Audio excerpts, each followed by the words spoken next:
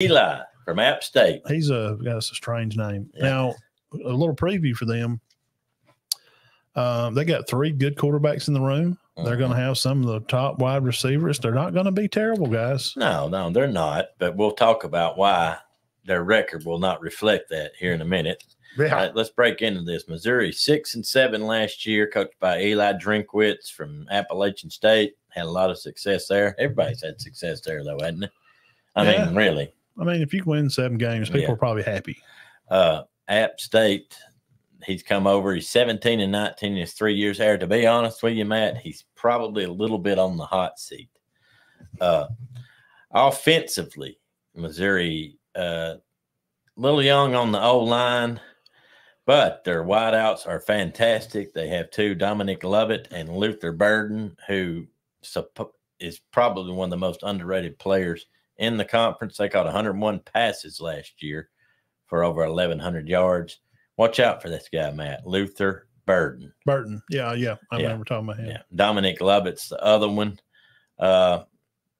One of the problems with Missouri is they don't have a lot of depth at running back. They've got Cody Schrader. He gained 746 yards. He's not bad, though.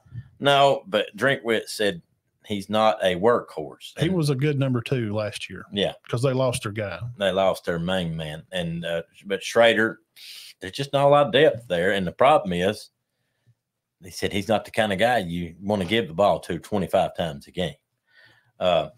Now, where they don't have problems is at quarterback. Gosh, no. And we got one of the better quarterbacks in the conference. Guys, I'm telling you, this guy's going to rank – there's 14 teams in the conference. He's going to rank in the top 8 possibly. Brady Cook, 2,700 yards passing, 600 rushing. Yep. Brady Cook. But if he goes down, you got Jake Garcia. I like him. Who's a fantastic quarterback. I think he's transferred in. I think he's a fan favorite. Just from I've read some guys, people that are on the field at practice that may be right for the local Tiger paper. Mm-hmm. I think he's a fan favorite. Jake Garcia is. Yeah. So either way, with Missouri, I think they're going to be okay at quarterback either way.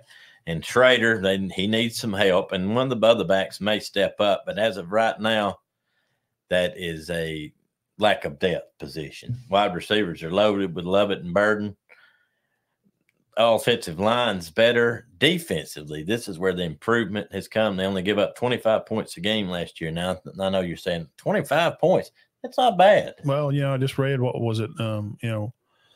Auburn's was, 30 something. Yeah. Yeah. So they give up, and they were down. They gave up 34 the year before, 25 last year, and they got 8 starters back. That's what I was going to say. So they got 8 back on defense. 8 back. That already improved nearly 9 points a game. And I think one of those, there's 3 gone, but I think only one of them was like one of their real dudes. It's really right. He's going to kind of be miss. He's going to kind of be a miss. Tyrone Moore, not the one from Cedar Bluff, is their linebacker. He's their stud defensively. But 8 starters back, and one of the most improved defenses in the country from 21 to 22. Matt, with 8 starters back, he's got promise. I'm thinking they improved more. I would think so. You would assume that. You would assume that. Now, you're hearing about how good Missouri's quarterbacks are, how good their defense is going to be, their receivers, line's not bad, not a lot of depth at running back. Sounds like they might have a good year. Matt, pull up that schedule right quick.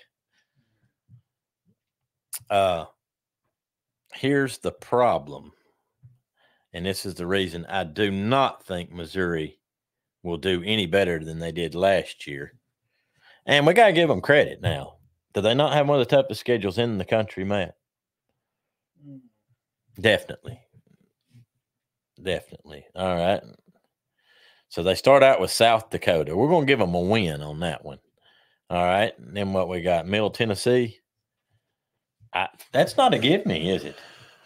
I don't know where they're at. I don't know where. I think they'll win that. I don't know where Middle Tennessee is as a program. I think that they could definitely win that game. So let's just give them 2-0. Well, who they got after that, Matt? Podcast listeners, guys, Saturday, September 16th, their season really kicks off. They'll be playing the last year's Big 12 champs, Kansas State. And his name is John C. And it could be terrible. Where is it? It is at Missouri. Okay. Well, it's not John Cena, it's Kansas State. I'm going to say if they win that game, they might end up having a decent year and end up being bowl eligible. But they got Kansas State, then they turn around and play Matt. Who they got after that? They got Memphis at home. Okay. Memphis at home.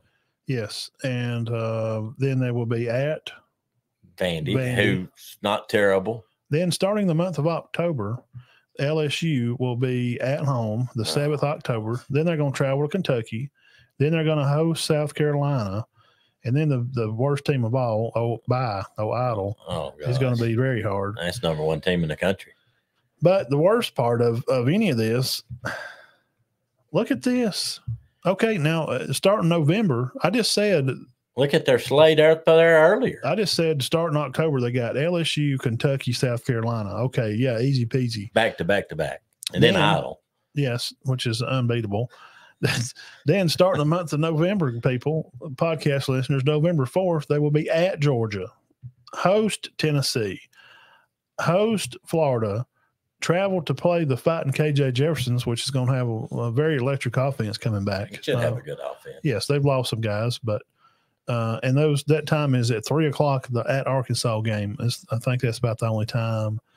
The first game is August 31st for you Missouri fans. 7:00 SEC Network. They'll play Middle Tennessee at 6:00 SEC Network, and they will play the defending Big 12 champs that Bama had defeated in the bowl game. September 16th at 11:00. Again, SEC Network, all your coverage that you'll need to start the season for Missouri. Matt, they're going to have to pull some upsets just to go 7-5. Have to. Let's click on who we think. Which ones do they win? Okay, I don't think. I'm going to have them going 3-1 going into Vandy. Okay. So I'll have them 4-1 after Vandy. They beat South Dakota. Yes. They beat Middle Tennessee. They beat Middle Tennessee. I think they lose to either Kansas State or Memphis. I don't know which one. Okay, we'll say they lose. We'll say they beat Memphis. Okay, 3-1. All right, they beat Vandy. We think. I'm just putting that there. I don't know if they will or not. Now these next three games: LSU, Kentucky, South Carolina. Let's give them one of them. Maybe South Carolina because it's at home. Okay, we'll give them South Carolina. It's at home. That's 5-2. Now we're marking our wins here in blue, podcast people. We got them winning. How many so far? 3 so far? 4. No, 5. Okay, 5 wins so far. So they need to win one more game to be bowl eligible. Mm-hmm. Now they have Idle. Then starting the month of November, the dreaded back end of the schedule, they go to Georgia, not a win. They host Tennessee, not a win. Then they got Florida and Arkansas. They win one of those games. They win one. That's just to go 500, Matt. To go 500. We'll say they beat Florida because it's at home. So that's 6 wins. They beat Florida, South Carolina, Vandy, Memphis, Middle Tennessee, South Dakota. So they're only going to win 3 conference games. 2. I'll just be honest. No, 3. Vandy, South Carolina, Florida. This team could play good ball and go 4-8.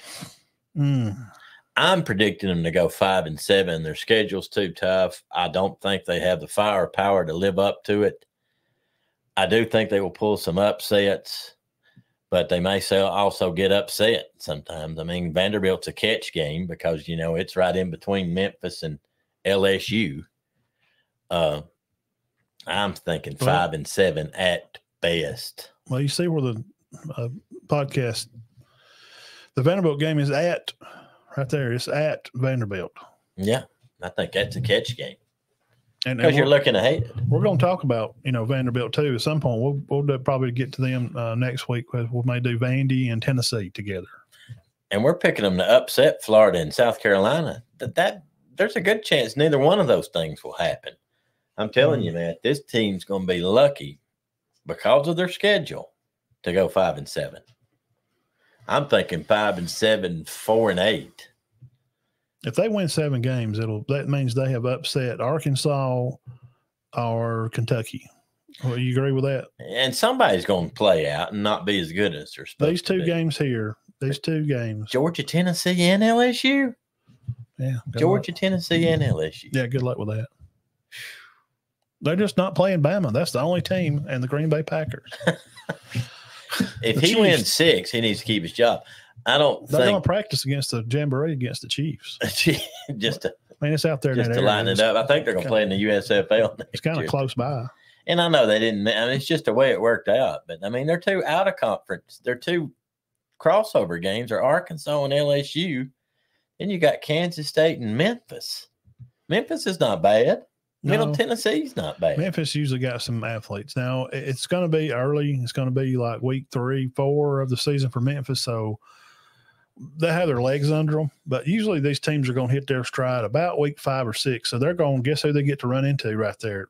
They're going to host LSU about when they're hitting their stride. But are they going to be hitting their stride? Quarterback, they've got their quarterback. Their defense is looking good. The linebacker you talked about, he's going to be getting in his rhythm. These college guys, it ain't like high school. The first 2 games are tune up. They're going to play Kansas State. He's going to be ready. By the time they get to LSU, they should be ready. Yeah, but you got 3. You got Kansas State and Memphis. And then, we're assuming Vanderbilt might not be one of their tougher games. But you got Kansas State and Memphis. Then you play Vandy.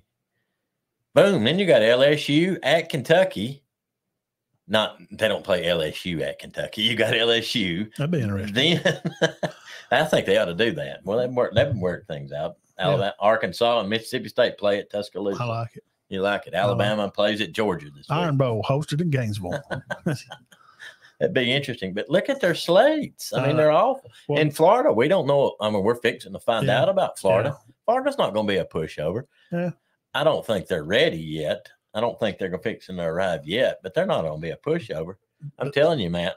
These 2 teams here, these are the ones they're going to have to swing. If they wind up winning 7 games, they're going to have to beat one of these teams I just highlighted. They're going to have to beat Kentucky or Arkansas, and they are both away. All right, here's what I got. You hear what I said? Both of them are away. Right, man. I don't know. So you got to win one of those to have a 7-win season and say, with this schedule they had, and I'll pull up Florida's schedule here in a second. You're going to look at it and you're going to go, it's just as bad. Oh no, what? I mean, they're playing everybody this year, and they start their season off with Utah. Oh my gosh! I mean, they're starting off with South Dakota. Florida has to play Utah. Cam Rising's back, and he's going to be on a short Heisman list, at least for top 3. Well, yeah. Sheesh. I've got the worst Missouri does, 4-8. I've got them predicted to go 5-7. And the best, the absolute best. I know you're like, well, you predict 3 different things. Yes, we got our prediction, what they do at best, and the worst they do. And at best, no matter what happens, they do no better than 6-6. Yeah. I don't think no improvement. I mean, record-wise, they may be an improved team, but their schedule's brutal. For them, anyway. I don't know. It's not a real easy schedule if you're the New England Patriots, is it? I mean, look at it. If that's Alabama's schedule. That's tough. That's tough.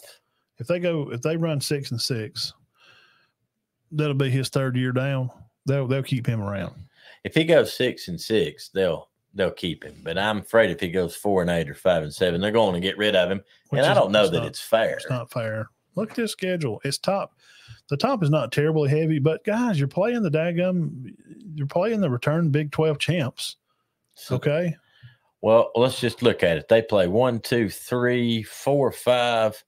They possibly play 6 ranked teams. 6. Yeah. 6 top 25 ranked teams throughout the year. Maybe 7. Yeah. Because Kentucky, they got them ranked 24, and I think that sticks. And Tennessee. And Arkansas, they're going to wind up being a top 20 team. I don't think they're going to be great because I think they lost too many people on offense. They lost a lot, yeah. And their defense is revamped, and it should improve because their defense was bad last year. Arkansas's was. But they just lost all their playmakers. They just got Sanders and Jefferson. Yeah. They don't have a lot of experience around them, but their schedule's awful. I mean, that may be – I guarantee you that's top 10 toughest schedule in the country. Maybe top 5. Yeah. But I think it's the timing of it. You got Georgia, Tennessee back to back. You got LSU, Kentucky, South Carolina crammed right together. Yeah. No days off. Hashtag no days off. Yeah. terrible schedule. I think they'll go. I think you say 6-6 at best. Oh yeah, I'm giving the guy a lot of credit. They'll keep him